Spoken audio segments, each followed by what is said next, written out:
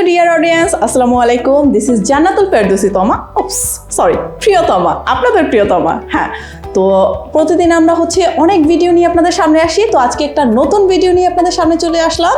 আমাদের আপনারা জানেন অনেকগুলো নতুন ব্যাচ শুরু হয়েছে, তবে পুরাতনদের কি ভুলতে পারি? আমরা আজকে একটু আমাদের পুরাতন ব্যাচের স্টুডেন্টদের ফিডব্যাক নিয়ে আসি, তাদের মতামত জেনে আসি। চলুন, না জেনে আজকে আমরা একটু হানা দিই। খান খান খান।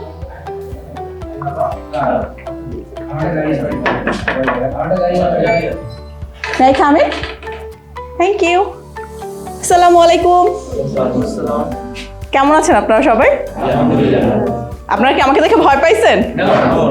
ওকে, আমি কি একটু আপনাদের সাথে কিছুক্ষণ কথা বলতে পারি? আচ্ছা, কার সাথে কথা বলবো ফার্স্ট বলেন? কার সাথে? ওকে, থ্যাংক ইউ। আসসালামু আলাইকুম। ওয়ালাইকুম আসসালাম। কেমন আছেন? আলহামদুলিল্লাহ। আপনার নামটা একটু জানতে পারি? My name is Surya. Okay, Surya sir, কতদিন ধরে আমাদের এই ক্লাসটা জয়েন করছেন আপনি? 2 month।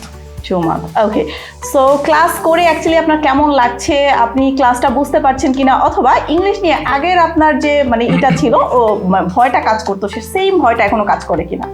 অবশ্যই না। প্রথম যখন আমি মিজেন্স কেয়ারে আসছিলাম মেবি 3 মাস আগে, তখন আমি সামনে গিয়ে একটা কথা বলতে পারতাম না, ইভেন বাংলা বলতেও আমার ল্যাকিংস হতো। এখন আমি বেশ কনফিডেন্ট এবং আমি কনফিডেন্টলি ইংরেজি বলতে পারি। হয়তো কিছুটা ভুল হয়, তাও আমি কনফিডেন্ট। আলহামদুলিল্লাহ।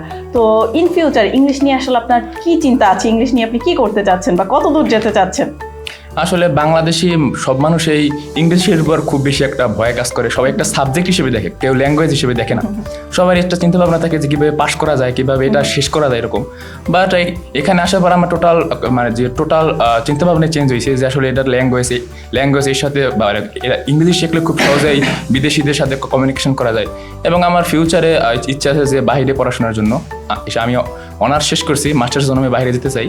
এই জন্য ইংরেজির আমার খুব বেশি প্রয়োজন এবং খুব বেশি হেল্প করবে, এই জন্য মূলত এখানে আসা। Thank you sir, best of luck আপনার ফিউচারের জন্য। Thank you.